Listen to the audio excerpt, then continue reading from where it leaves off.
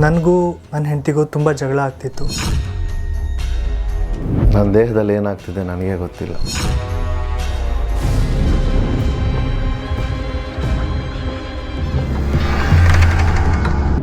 ಎಲ್ಲರಿಗೂ ಒಂದಲ್ಲ ಒಂದು ಸಮಸ್ಯೆ ಖಂಡಿತವಾಗಲೂ ಇರುತ್ತೆ. ಅವನು ಮಾನಸಿಕ ವೇದನೆಗಳನ್ನ ಅನುಭವಿಸುತ್ತಿರುತ್ತಾನೆ. ಚಿಂತಿಸುವ ಅಗತ್ಯವಿಲ್ಲ.